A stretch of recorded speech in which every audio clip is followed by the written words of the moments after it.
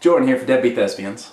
You know, there's a lot of talk in the gaming industry about the perfect game, the coveted 10 out of 10 review. This conversation tends to raise a lot of intellectual debate, such as, fuck you, it's Ocarina of Time, or fuck that, it's The Last of Us. What I'm getting at is, it's all subjective. You could ask 100 gamers for their favorite game and get 100 different answers. I mean, I think, I'm no statistician. Hell, somebody's favorite game could be E.T. for the Atari, and that is entirely valid. You're wrong, but valid nonetheless. There's so many things that go into why somebody likes a game. It could be pure nostalgia. The game could have helped them get through a tough time in their life. Or it could be something completely intangible. That's the beauty of the industry. That's why I've decided to take the time to shed some light on what I personally consider to be the best video game ever made. What game is it, Jordan, you might ask? That game is a PlayStation 1 classic called Chrono. Ah, yes. That's it. Right there, that music, that shit takes me back. This brings up the conversation of nostalgia. I have so many memories attached to this game because I spent a lot of time with it as a kid. I mean, this intro alone seems to say, hey, we're going on a little journey. Hope you're ready for this shit. And man, what a journey it is. More on that later though. Time for a little background information. Chrono Cross is the sequel to the Super Nintendo hit Chrono Trigger. It's not exactly a traditional sequel though, which both helped and hurt its cause when it came out.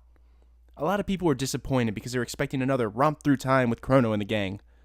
The game decides to take a different approach and instead sprinkles connections to the previous game throughout the story. This lends itself to show the evolution of the world from the first game.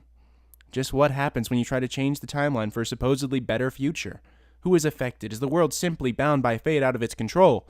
These are the kinds of questions that Chrono Cross brings up as you follow the main character Surge through his journey. Surge is your average fantasy teenager who spends his days killing innocent Komodo pups so he can make a necklace for his sort of girlfriend. But as it tends to go in these games, shit hits the fan and Surge finds himself in another dimension where he died in the past. He then spends the game hopping back and forth between dimensions to find out why exactly he is the cause of a split in the timeline. And why exactly Chrono and the gang from the last game had to go and try to save the world and make Surge's life so damn difficult by creating a new timeline without the apocalypse. What assholes, am I right? Alright, time to jump to the nitty-gritty of why this game is so damn good. I'll admit, the plot is pretty dense and can seem very complicated at first glance. It really does require you to carefully follow along and make connections for yourself, which is kind of what makes it so great. It's not going to hold your hand like a lot of RPGs by having the characters exclaim, hey, good guys. Here's all my motives for wanting to fuck shit up. You got that? Good. If you need me to repeat it though, I got like 6 more monologues prepared. The script takes the unique option of choosing to be poetic and philosophical rather than expositional, which really helps set it apart and gives it some really beautiful moments. It's a game that requires you to pause and think.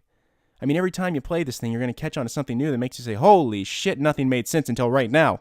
The game chooses to focus more on its world rather than the arc of its individual characters in the context of the story, which is understandable given the huge cast of characters that join your party. Cross manages to balance this out though by making sure each character gets their moment to shine without overstaying their welcome. It sets itself apart from other games of the genre once again because you become invested in the conflict of these worlds rather than any particular spotlight-stealing character and their inner emotional turmoil. Looking at you, Squall.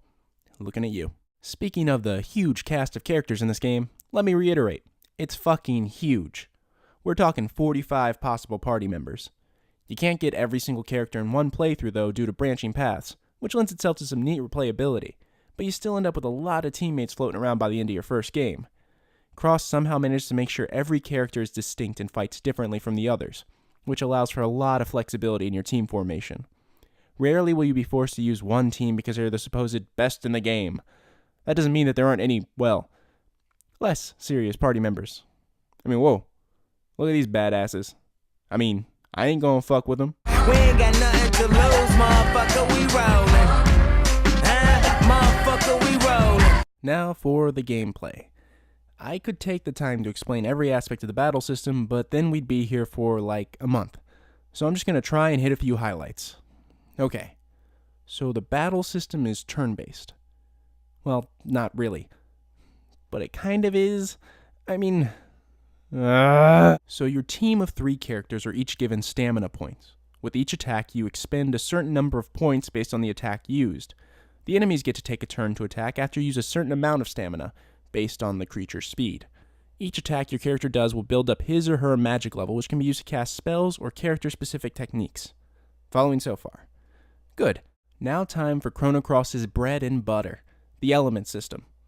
There are 6 element types in the game, and every party member and enemy has an innate element, meaning one that they are strong with. Each element has an opposing element, meaning that, for example, a red element will hit a blue elemental character for bonus damage and vice versa. Every time an element is used, it changes the elemental field of the battle. So if 3 of the same element color are used in a row, like green, then all green elements used after that become even stronger. I know, it sounds really confusing, but trust me, after a few battles it all makes sense. The element system combined with the stamina really adds a lot of strategy to every fight. Each battle becomes a risk-reward situation where you can either be punished for your choices or completely destroy your opponents. For example, say you're about to go fight a big, mean, nasty green elemental beast. You can choose to bring in some yellow element party members who are going to hit the guy for a lot of damage. The downside to this is that the green attacks are going to put a hurting on them too. So if you take too long before killing the beast, your team could be out of commission. Or, on the other end of the spectrum, you could play it safe and bring in some green element teammates. Now they won't hit the big guy very hard, but they aren't exactly going to be hurting during the fight. So it'll probably be a long battle, but you probably won't find yourself in too much danger. All of this can be taken even further depending on what elemental attacks you choose to equip each character with. Preparation and strategy are vital, and seldom will the battles of the game feel too familiar since you must constantly adapt to survive, which is pretty awesome. Okay, so this next little bit is a part of a game that I hold in high esteem, the music. Seriously, if a game has a great soundtrack, I can forgive a lot of things. If a great game has a great soundtrack, then I'm in love. Like seriously, what are you doing this weekend? How about I wine and dine the shit out of you and your soundtrack? Anyway, that's how I feel with this game. I love everything about its music. Right off the bat with the opening theme, the soundtrack does a perfect job of conveying the world, emotions, and themes of the game. The score takes standard conventions, such as having specific themes for boss fights, and turns them on their head. You can fight 2 bosses with the standard boss theme playing behind them, and then be taken completely by surprise when the next boss fight plays a sad, regretful theme as you combat an old friend.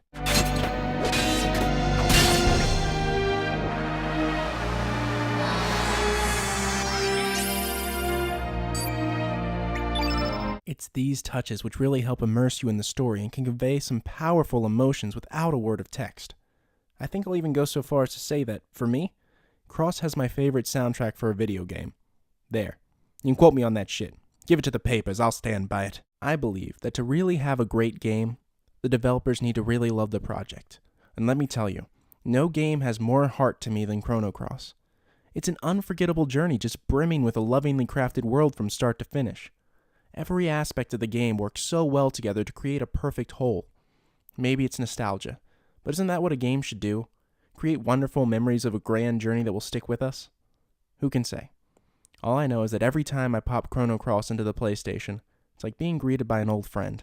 Again, these kinds of things are subjective, but it just goes to show there are a lot of things that go into why a game is liked. It doesn't need to be some big AAA budget game with lots of explosions, or be a long-running franchise. Sometimes it can just be a little game with a lot of heart. But hey, if you like this video, go ahead and subscribe to the Deadbeat Thespians, or follow us on Facebook or Twitter. Or leave a comment with your favorite game, or expletives describing why I'm wrong. I don't care, go nuts. Till next time.